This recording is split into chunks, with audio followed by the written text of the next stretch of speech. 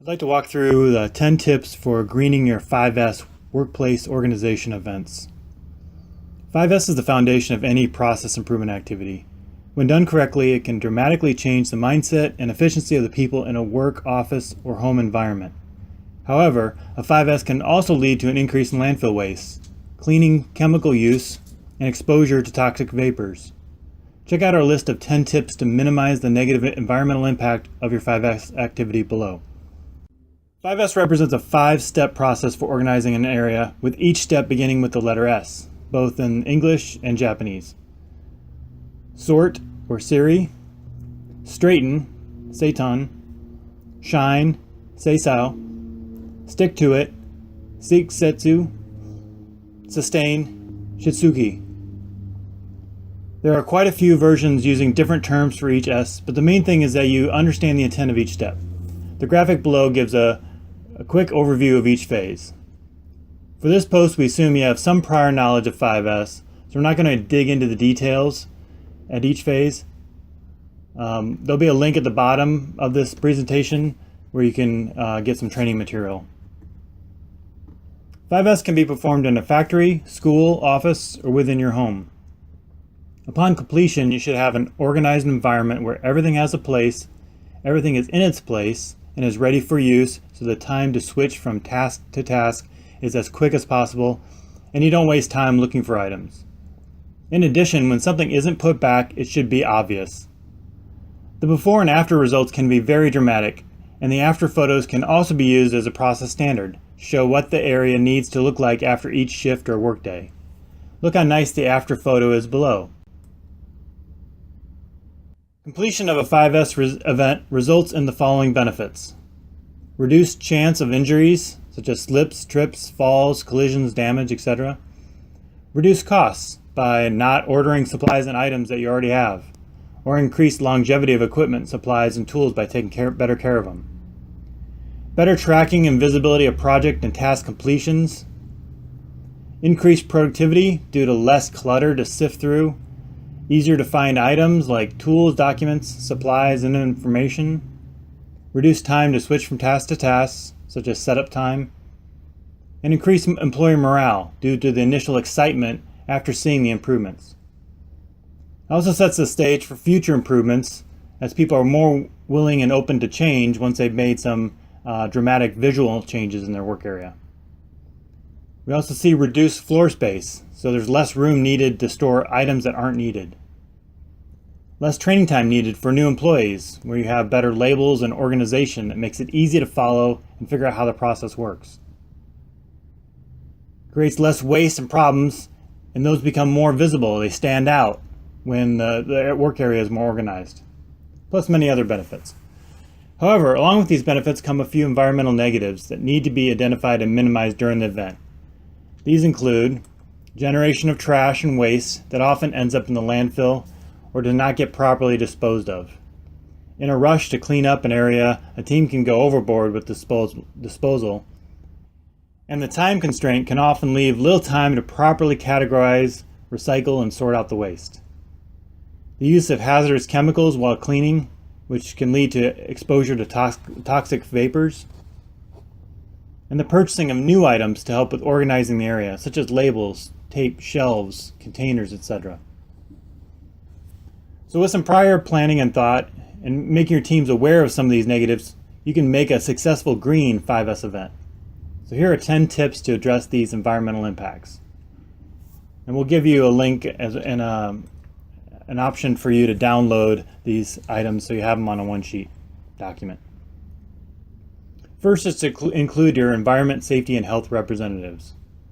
So you want to invite a representative from your ES&H organization or an expert on waste that you know, maybe someone in the community or with the government, and have them participate in the event, or have them at least check in frequently if they can't attend the event the entire time. These are the experts on the procedures and regulations that need to be followed and can share best practices from other parts of the company, especially when we get into moving items and having to dispose of items. Number 2, use safe cleaning supplies. So make sure you use natural or environmentally friendly cleaning supplies and products that have little or no volatile organic compounds, or VOC, emissions. Especially during an event, there are a lot of people cleaning all the time, which is probably more than normal. If alternative chemicals are not available, make sure gloves and masks are worn. Encourage your cleaning crew or maintenance to use these safer products as well during their regular cleaning going forward. Number 3, avoid disposable towels and wipes. Try to use old rags and cloth wipes that can be cleaned and reused instead of paper towels and cleaning wipes that will just end up in the landfill. Number 4, use eco-friendly tape to outline and mark off designated areas. In order for everything to have its place, tape is often used to mark areas around desks, equipment, storage, walkways, hallways, and other keep-out areas. 5, isolate the trash before removal. Set the trash aside in its own designated area. Don't just put it in a dumpster and get rid of it. This staging area offers others, especially those not directly involved in the event, a chance to see what is going on and what is going to be removed, so they can make a case for why it should be saved or put into storage. There are many horror stories of 5S events where throwing out very important items occurred because the right people weren't involved in the decision making. In addition, we recommend taking the time to perform a waste audit on the trash to understand where the items come from, how to avoid them in the future, and decide if there are other options to deal with them besides just sending them to the landfill. Make sure all the recyclable items have been removed. We also recommend using the following waste pyramid diagram to help you evaluate what can be done. First thing you want to look at is how do we refuse the item and not even purchase it or use it in the first place. The next option is to reduce the amount of the material or items so you don't have as many to go through. Third would be to actually reuse the items over and over again as much as you can to get the most amount of life out of them. Fourth would be recycle, where it gets reprocessed into something else. Recover is another step before disposing of it, where you can actually try to burn or incinerate the item and get some heat or energy out of it. And the last option is disposal, where it could go into the landfill. Number 6, implement a yellow tag system. Yellow tagging is similar to red tagging, which is identifying items that need to be removed from the area. But they're used to help identify items that may be harmful to human health or the environment in the work area, and that may require further investigation. Items such as smelly whiteboard markers, a toxic or dangerous cleaning chemical for a machine, or a chemical that requires protective equipment like gloves and masks when handling. Perhaps the item can be reduced or removed completely, or maybe there's an alternative option. Ask your ES&H representative or the supplier of the item or other departments or companies how they deal with these similar concerns. More information about yellow tags can be found in the link below to the Green Supplier Network. Number 7, laminate documents and papers. To avoid reprinting and using extra paper, consider laminating frequently used papers and documents to protect from damage and be able to reuse at a later time. Examples include the red tags, which show that things are ready for disposal, yellow tags, hazardous items, the 5S checklist, and other labels and signs. Number 8, use light and low toxic paints. When putting on a fresh coat of paint on walls and floors, use low toxic and low VOC emission paint suppliers, and select white or light colors, which can help save lighting and energy costs. Light colors also make it clear when areas are dirty and need to be cleaned. Number 9, ask around before ordering new items. Before ordering new shelving or storage containers or desks, ask other areas or departments if they have something that they have available that they're not using that could do the job. And as a last resort, if you need to order something brand new, consider products that are made from recycled content.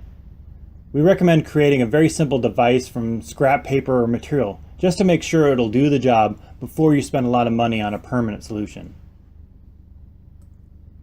And number 10, mark and properly label the waste streams. Use different colored containers for hazardous waste, recycling, and other non-hazardous waste to make sure differences are obvious to everyone who comes into the area. Mark aerosol cans with the color dots to indicate where to dispose of them when empty. Now that you have completed the initial implementation of 5S, because you're never really done, setting up an audit program is important in order to sustain the improvements over the long term. And that's one of the biggest problems we run into with events, a lack of follow-up, where things will eventually revert back to the mess it was before. And make sure the people who are in the work area are the ones doing the audit, not an outside group, because that'll give a lot more ownership to the team. The Green Supplier Network link provides some questions to ask to help identify potential environmental issues and risk while performing these follow-up audits, such as, are there leaks evident from equipment, piping, tanks, exhaust lines, or other areas in the workplace? Is air quality in the area good, free of dust, odors, and fumes? Are ventilation systems clean and unobstructed? Are all drains in good condition, free-flowing, unobstructed, and properly labeled? Are exterior locations near stormwater drains and stormwater retention areas free from garbage and debris? Are garbage and recyclables collected and sorted correctly?